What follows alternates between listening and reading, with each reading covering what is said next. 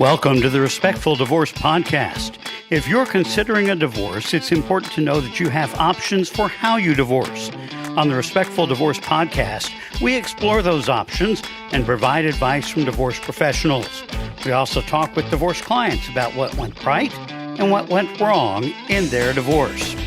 Let me introduce to our listeners Carol Hughes, PhD from California, who has written a book called Home Will Never Be the Same Again, a guide for adult children of gray divorce. She and her co-author, Bruce Friedenberg, have done some groundbreaking work with families and adult children of divorce, and we are so fortunate to have her share some of those insights with us today. Thank you for coming on, Carol. Thank you for inviting me, Camille. I'm really happy to be here. We have been friends a long time, and I have admired your work even before I knew you, but I'm so happy to be able to share part of our morning with you. Can you tell everyone a little bit about your background and how you ended up in this work? Sure. Actually, I had never intended to work in the divorce arena, but, sometimes the universe and God and all has a different plan. And so when I was 3.5, my parents divorced, and I never knew them together, of course. And there was a bitter custody battle, I understand. And I ended up living with my dad and my grandmother in North Florida. I was born in San Diego. And a year or so later, my mom tracked my dad down, allegedly. This is the story. And so there was a custody battle in Jacksonville, Florida, where I grew up. And in those days, what they did with the children who had become, quote, wards of the court because of the custody action, we were taken to a part of juvenile hall, which was not a fun place, obviously. And I can remember feeling completely abandoned. By then, I was about 4.5, maybe 5. Actually, I think early 4.5, maybe 5. And I can remember sitting, those doors, it's a solid door, but you look down and it's like has these slats that kind of like for air to get in. Yes. And I remember sitting at that door where I was, and the other side was like where, the entryway to the area. There was probably a desk of a lady who worked there or something. And I could see people's feet walking back and forth. And I kept hoping I was going to see my dad and my grandmother's feet. So that's the reason I never intended to work in divorce. But I did always want to be a therapist and a healer. So that is what I became after being a high school teacher. I taught foreign languages and just knew one day I'd know to go to graduate school, which I did. And then that's the story from there. And then I work with children and teenagers and adults. And of course, some of those clients over the years would end up going through divorce. And so eventually I did get to know some family law attorneys who basically were more focused on the family, even though they were still litigators and so forth. And one day, one of them said to me, I'd read about collaborative divorce in the American, what's it called? Family Court Review, the American Association of Family and Conciliation Courts. They were doing it in Seattle. And I thought, wow, what a great idea. But it hadn't made it to Southern California yet. We're a very litigious county, the county that I'm in Southern California. So I promptly forgot about it. It was several years before this attorney came to me and said, you would be perfect. We want to try to start a collaborative divorce group, practice group, blah, blah. The rest is history, as they say. And so people like your sweet husband, Tim, would encourage us to write blogs. This was in 2003, 2004, and I'm not even sure there were blogs then, but eventually we started writing blogs. And one of the blogs I wrote was about adult children of divorce, because some of them would come to me and the parents would say, I know you're a child specialist, but could you see our adult children? And so I started writing blogs about, what I was learning just from the adult children. There was no research in those days. Long story, I'll end it now quickly. There was in 2016, a reporter from the New York Times reached out to me because she found one of my blogs, or several, and I was writing a series about adult children of gray divorce. This was in 2016.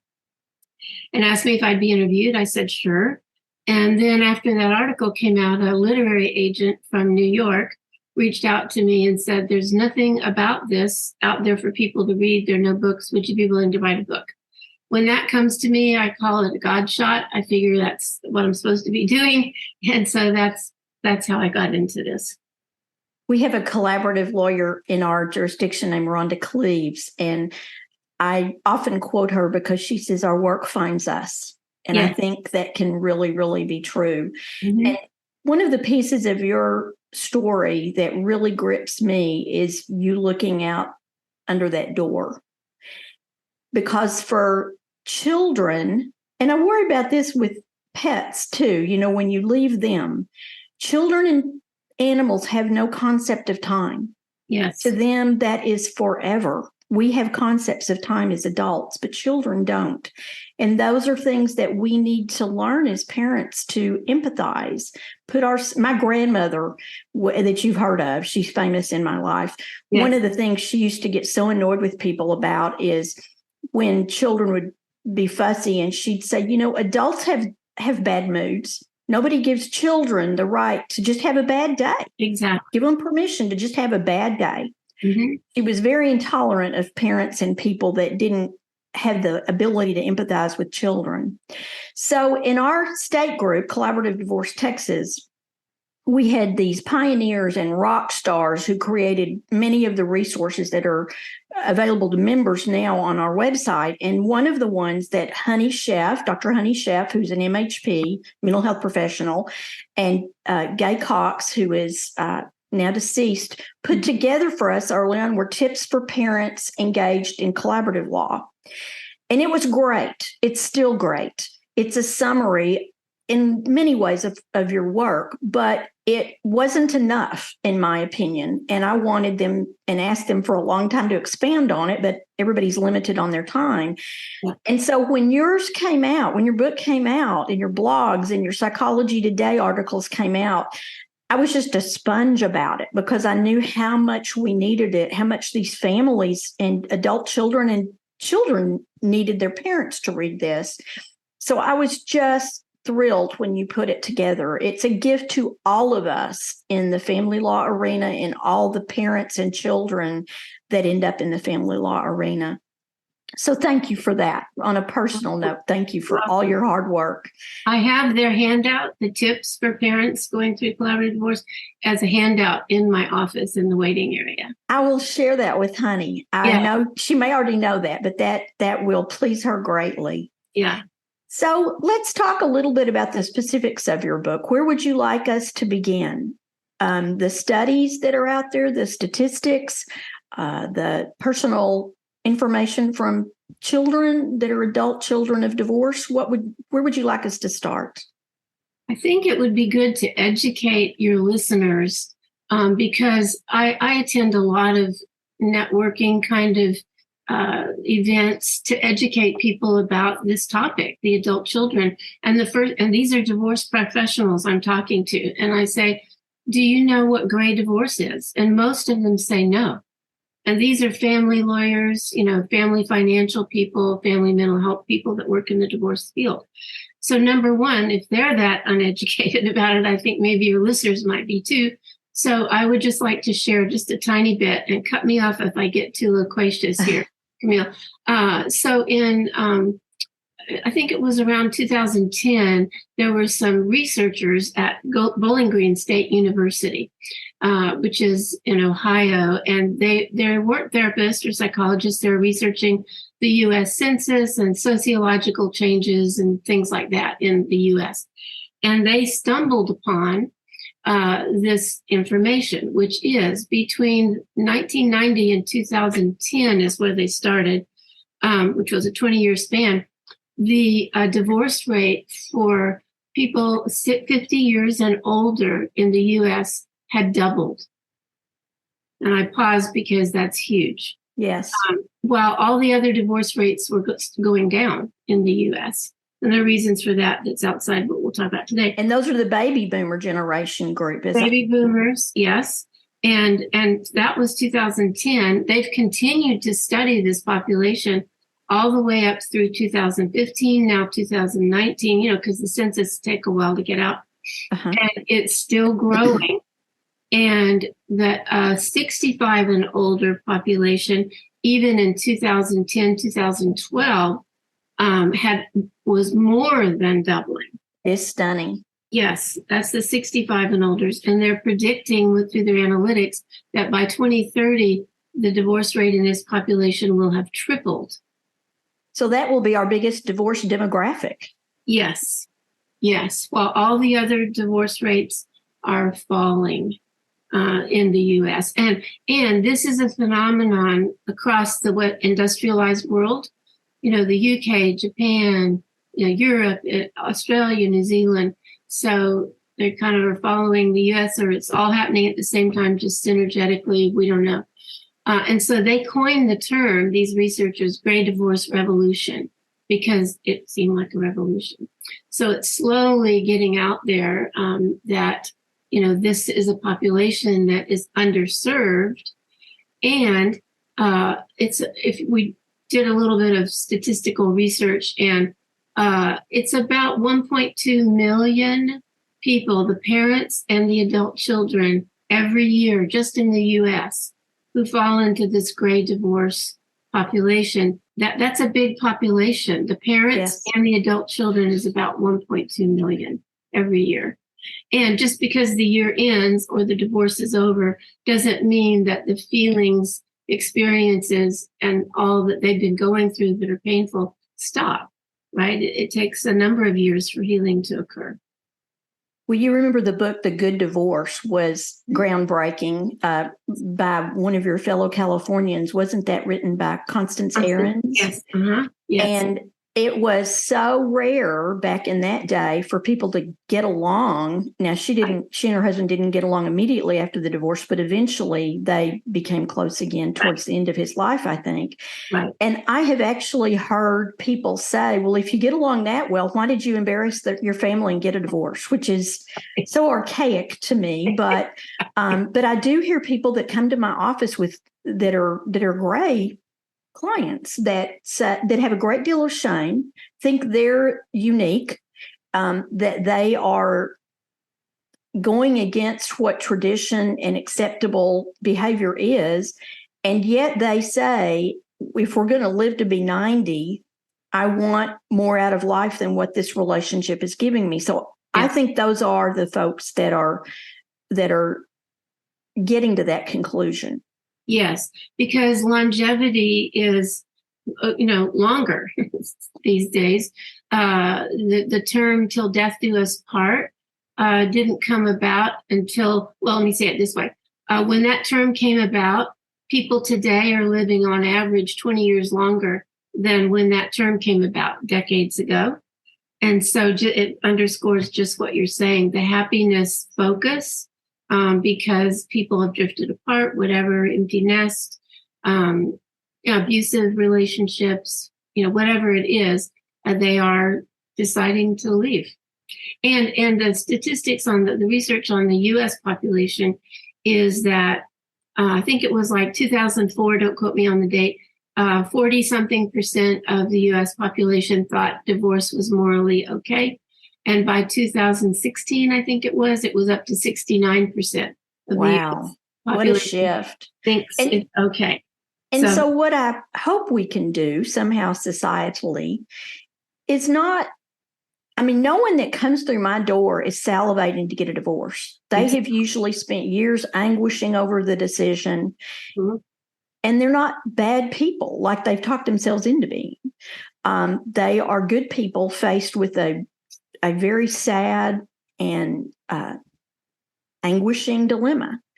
And once they make that decision, I think that if we can, through help like your book provides, normalize this to the point that we can move on to a different type of relationship and still be a family, then that will be a success for us societally. And so Can you tell us how there are some ways to do that? What is it you have heard from these adult children? What can we do to help them?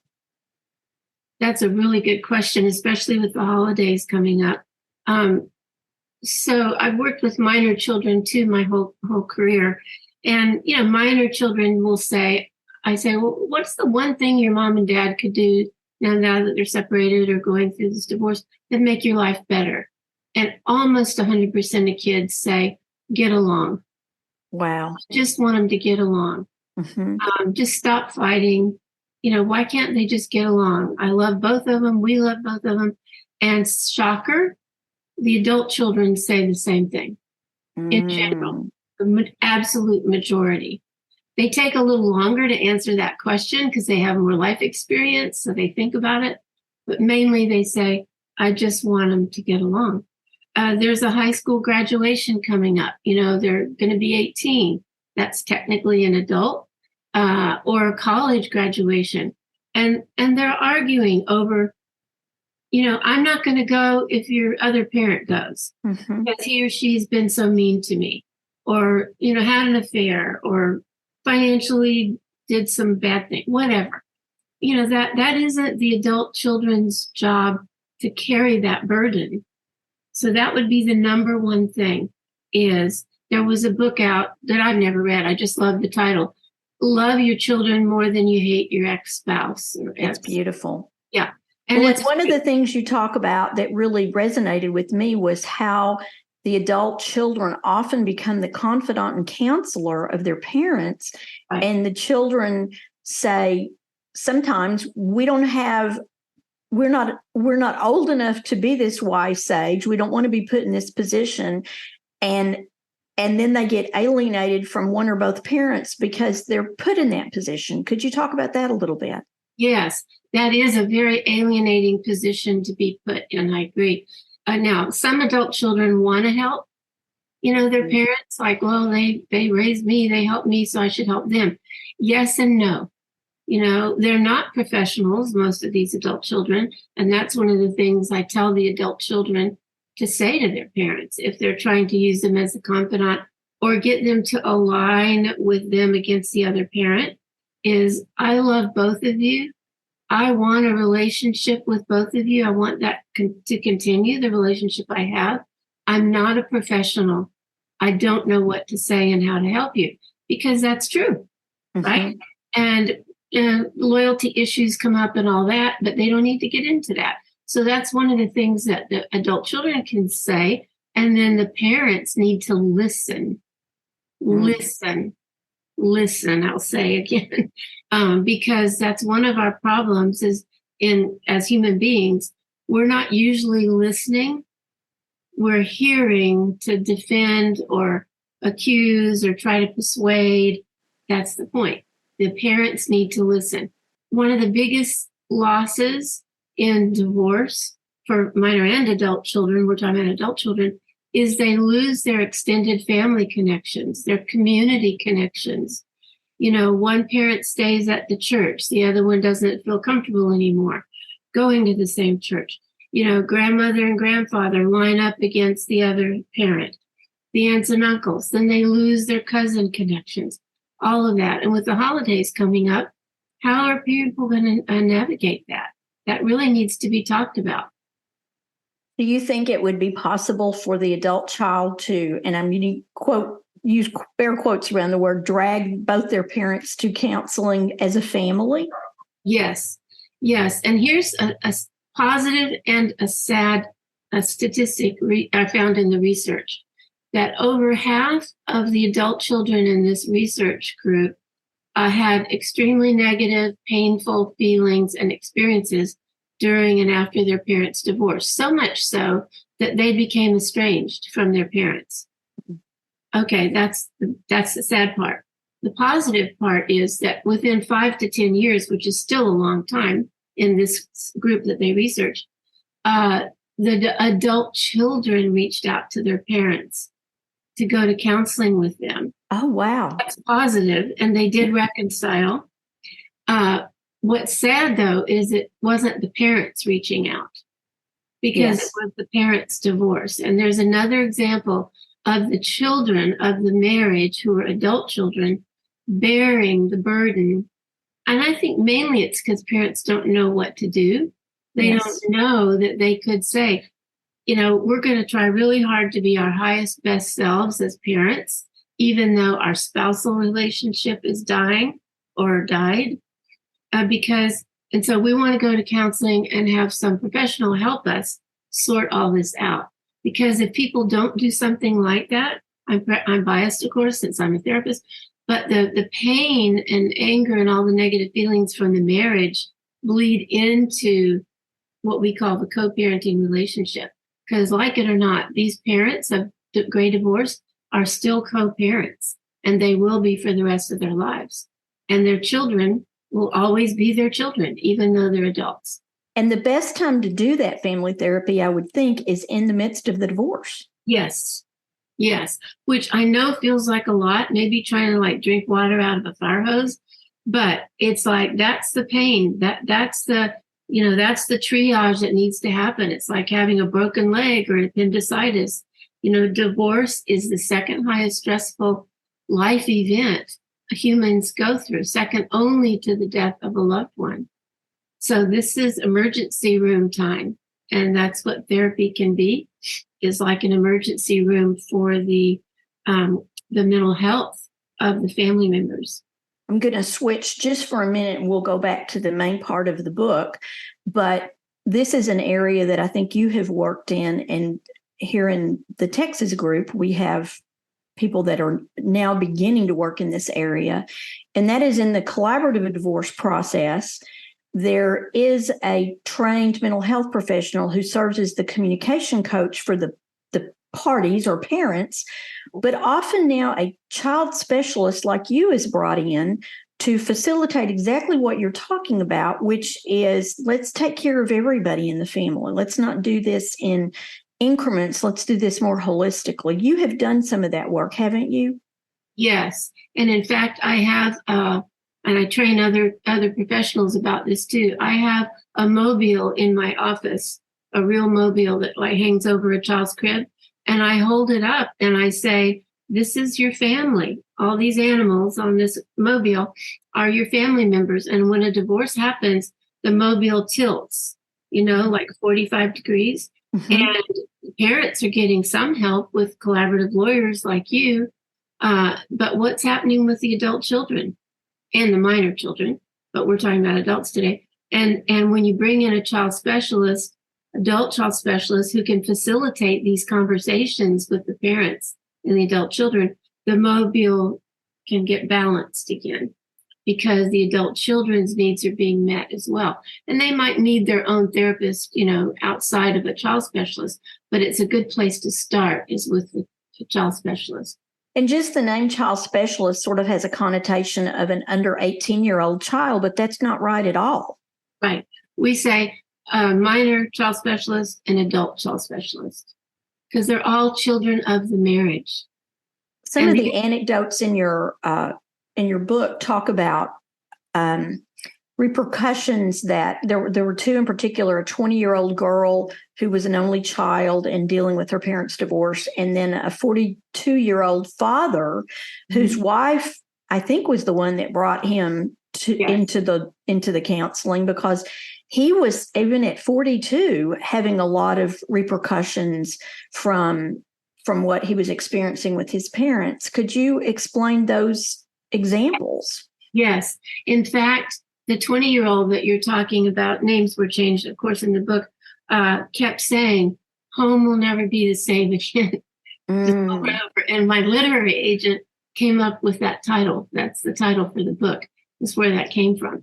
And she was an only child, which is even more difficult because she had no siblings to help. A lot of times the siblings can be very helpful. And we have a chapter in the book about how the siblings can help each other and how they cannot help each other because sometimes they line up in different camps of mom and dad. She was devastated. She was in college and didn't know. And the mother kept relying on her. Dad had an affair. Mom did all the things that are not helpful, saying he left us. She was in shock, the shock and grief. And she would say things like, my family's dead. I don't have a family anymore. They were very close, the three of them. And it took her a long time to get through this. And her parents, to their credit, did go work with a therapist that helped because they didn't know. They didn't know what they didn't know, right? She felt completely abandoned. And really, she was emotionally. Financially, they were able to keep helping her. But she got a job in college because she felt guilty because they were going through a divorce. I mean, these are all things that the adult children have to deal with. One of the things that I see is that the parents are often in such pain themselves. Yes. They're not intentionally neglecting their children, but they're more likely to neglect their children if they're over 18, just because they feel like, well, all I can do is take care of myself right now. I don't have any bandwidth left to take care of anybody else. Yes. But that's when you need to bring in someone to help, I would think, of all times. And the other thing that I see from people is they show up in my office and they say, we want a divorce not like our parents. Yes, that's very true. That's the good news. And that is partly, what's been fueling, I think, the collaborative divorce process, because it is family focused. And some of these parents who are now divorcing lived through their parents' divorce, because 70s and 80s in the U.S. is when the divorce boom started occurring. And some of their parents were divorced 2 or 3 times. Yes. And we know that statistically increases the incidence of divorce if people have been divorced more than one time. How do I know I'm going to be able to sustain a marriage? And this is a very common experience of the adult children at 20 or 42 or 60. Is if my parents couldn't keep it together, they were my role models for what a healthy marriage is. How do I know this isn't like a genetic thing? And they start becoming very depressed. He was depressed. He was drinking too much, irritable at home, irritable with the kids. And one of the parents was leaning too much on him, and he didn't know how to, set boundaries. And he didn't want their own children, the grandchildren, to see the parent that had been very inappropriate in the marriage. And it was causing major family crisis. And he and his wife didn't know how to handle it. And then there were 2 sisters who were lined up on the other side, trying to be supportive of the other parent. And there were battle lines drawn. It was just horrible in this family. It's one of the worst examples. But and he had no idea when he first came in to see me that this was what was going on with him. He thought he was like in a midlife crisis or something. Well, it could send him into a midlife crisis. Yeah. I can see that. Yes. So since we are, and I hope, Carol, that you will allow me to talk with you again. I know today we have kind of limited time, but can you give us some tips about ways to handle the holidays? I wanted this to play just before Thanksgiving and Christmas, because I know that's when families, particularly adult children and their parents, are yearning for some suggestions about how do we handle the holidays this year? How can we make it not as bad as it might be?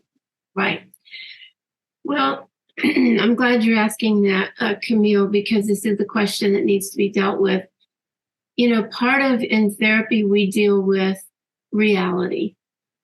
And sometimes it might be too soon. I mean, this is a family that's restructuring. They're in a transition period, right? And so sometimes if we think about like going from, Dallas to California, that's a long trip, right? And divorce usually doesn't happen in 6 months or a year. It's a big transition. And the emotional part of the divorce, even if the legal part's over, is not over. There's a lot of research about that the emotional part of the divorce continues for numbers of years later for all family members.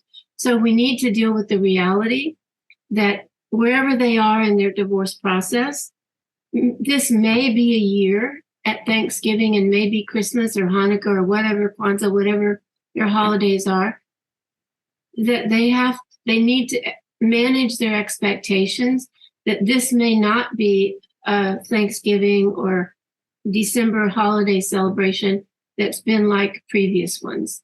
Maybe everybody needs to take a pause.